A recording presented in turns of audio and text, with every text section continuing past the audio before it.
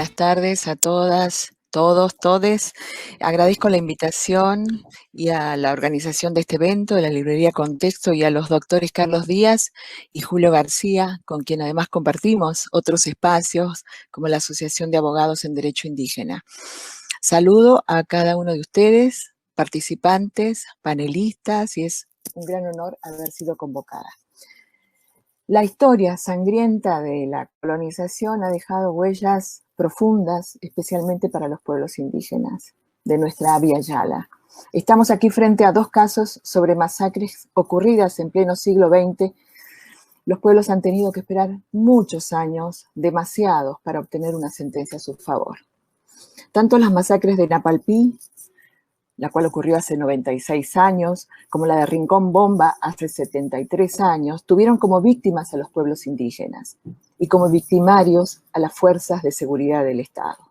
Un Estado que se constituyó sobre bases ilegítimas, ya que fue una continuidad del colonialismo. Habiendo desoído las propuestas de algunas de sus mentes más brillantes, como el general Belgrano, quien proponía la elección de un monarca descendiente de los incas, e incluso se mencionaba el nombre de Juan Bautista Túpac Amaru. Pero no, se optó por aniquilar, intentar destruir sus culturas, saquear sus riquezas y perpetuar el delito de genocidio, del cual decimos que llega hasta nuestros días, porque a pesar de todo, los pueblos indígenas aquí y en distintos lugares del mundo sobreviven. En la causa, particularmente de Rincón Bomba, en el año 2005, los recurrentes interpusieron una acción por resarcimiento civil contra el Estado Nacional a causa de la violación de derechos humanos por los crímenes de lesa humanidad que se cometieron en octubre de 1947 por fuerzas de seguridad nacionales y civiles, cuyas víctimas fueron integrantes del pueblo indígena Pilagá, en el paraje conocido como Rincón Bomba, entonces territorio nacional de Formosa. Un genocidio histórico conocido como la masacre de Rincón Bomba. Además solicitaron indemnización por daños y perjuicios, lucro cesante, daño emergente, daño moral, la determinación de la verdad histórica y sobre todo las medidas de reparación a la cual tienen derecho todas las víctimas. A su vez, se incluya la verdad histórica que implica la verificación de los hechos y la revelación completa y publicación de la verdad, el dictado de una sentencia declaratoria en favor de las víctimas, una disculpa, incluido el reconocimiento público de los hechos y la aceptación de la responsabilidad por parte del Estado, del gobierno de la nación, y también la celebración de homenajes. Y es importante destacar que hace más de 2 décadas, los mayores sobrevivientes de la masacre de la bomba se organizaron y crearon la Federación de Comunidades del Pueblo Pilagá. Sobrepasando muchas dificultades, lograron obtener su personería jurídica como organización de 20 comunidades.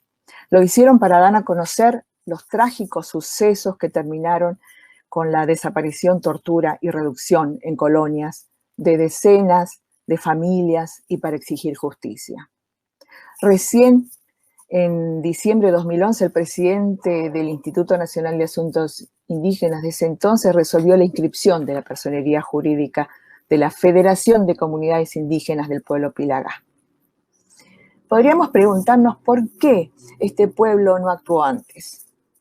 Y la respuesta la tenemos, ¿no?, en el escrito de inicio de demanda, en la que los doctores Díaz y García dicen que la sistemática discriminación y sojuzgamiento de los argentinos de la etnia Pilagá provoca en ellos un temor reverencial y fundado de acceso a la administración de justicia.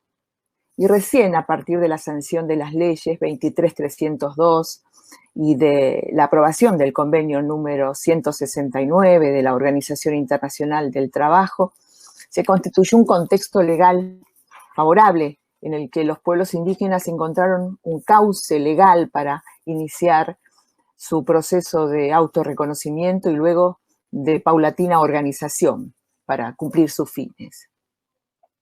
En este caso vemos que los hechos del caso demuestran la violación de innumerables derechos contemplados en la legislación tanto nacional como internacional.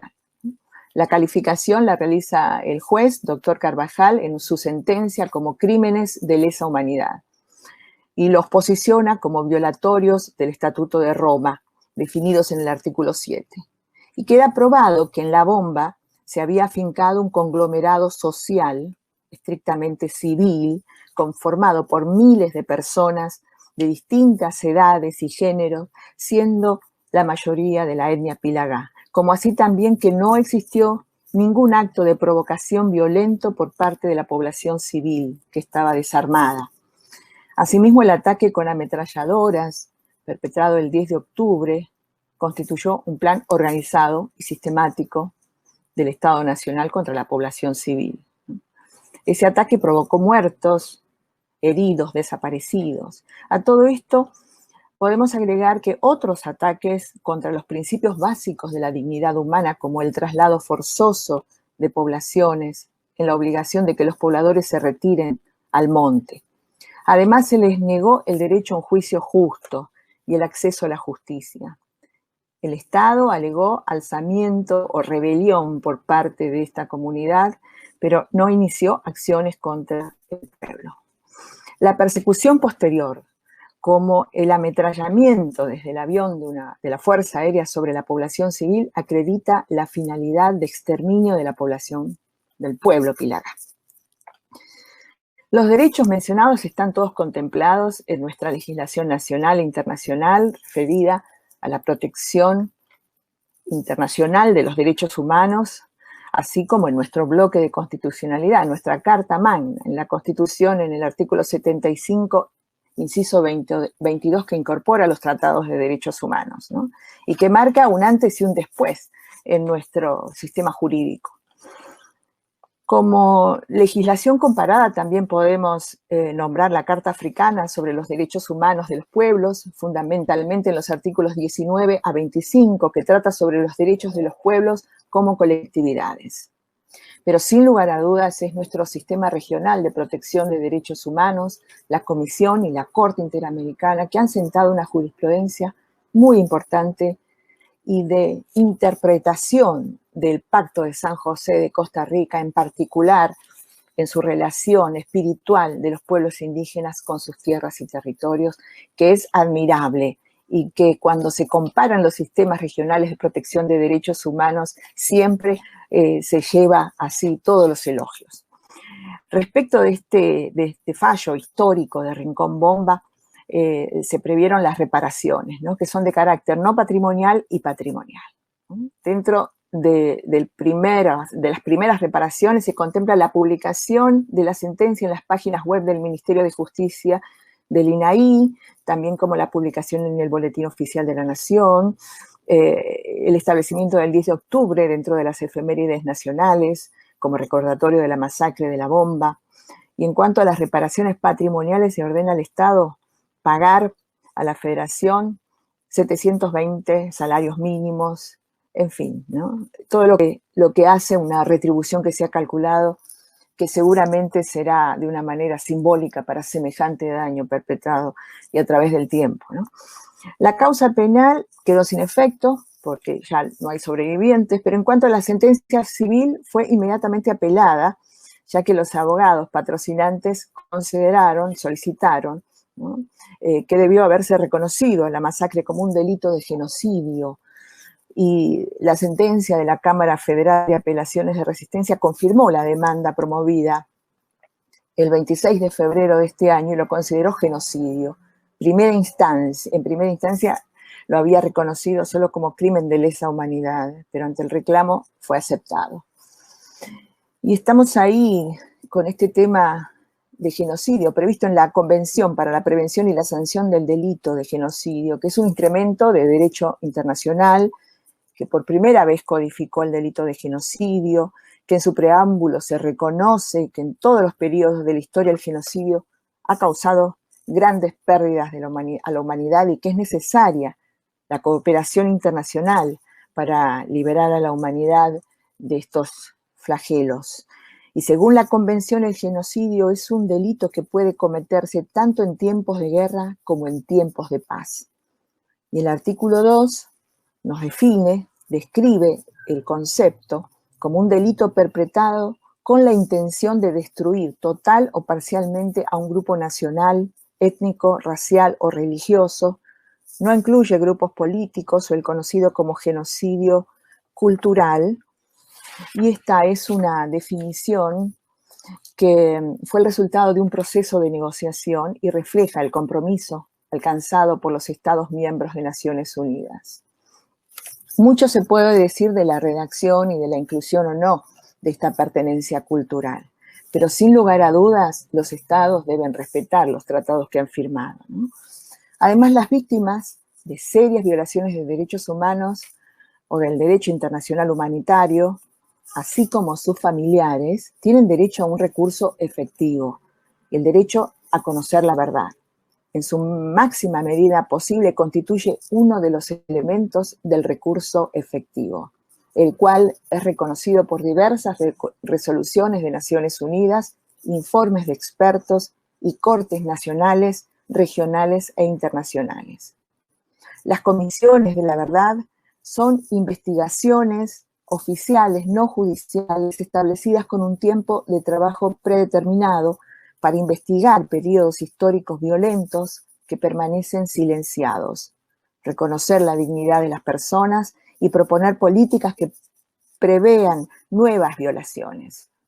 En nuestro país tenemos experiencia, ¿verdad?, de un informe nunca más.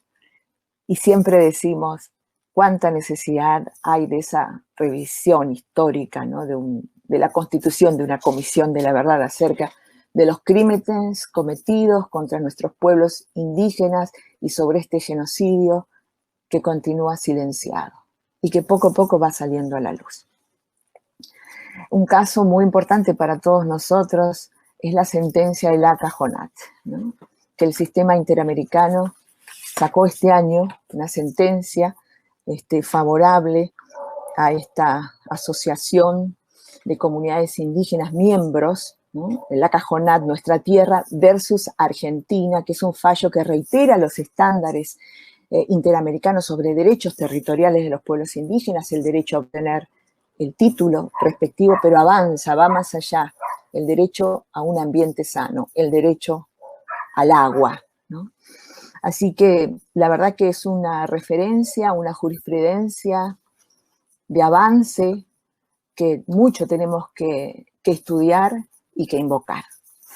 Y ya avanzando en las conclusiones, la Constitución Nacional, además de reconocer, de contener el reconocimiento como pueblos preexistentes y un conjunto de derechos que incluyen la propiedad comunitaria indígena, también nuestra Carta Magna incluye desde la reforma del año 94 lo que decíamos, los tratados de derechos humanos que las naciones del mundo han adoptado en ejercicio de su soberanía, tras los horrores de las guerras mundiales. Entonces, ¿qué nos falta para que los pueblos indígenas puedan hacer valer sus derechos? Necesitamos más jueces que respeten las leyes, las normas nacionales e internacionales respecto de pueblos indígenas, que no sean una excepción como los jueces de estos casos, que aplicaron condenas al Estado argentino de reparación para los pueblos indígenas, sino que todos deberían ser más receptivos, más empáticos con el dolor y las injusticias que día a día vemos que siguen padeciendo. Siguiendo las enseñanzas de nuestro querido maestro profesor Salvioli, podemos afirmar que todo juez que no cumpla lo que ampara la Constitución Nacional, los tratados internacionales de derechos humanos, la jurisprudencia del sistema interamericano, que no aplique una perspectiva de derechos humanos, de diálogo intercultural en base a la igualdad de las culturas en un pie de igualdad, debería ser sometido a juicio político. Y además, esta sentencia nos deja lecciones aprendidas y otras muchas por aprender. Que solamente juntos podemos tener resultados, logros. Asistimos a tiempos difíciles, estos tiempos de pandemia, que no nos hubiésemos imaginado jamás, en donde las culturas originarias tienen mucho que enseñarle al mundo. Aquellos valores que hoy no se cuentan en el mundo como habituales, ¿no? En el mundo occidental, en la cultura dominante. Pero valores que tenemos los pueblos indígenas: la reciprocidad, la complementariedad, el trabajo por lo colectivo, el amor por la madre tierra, el escuchar más que hablar y ser genuinos, orgullosos de nuestros orígenes.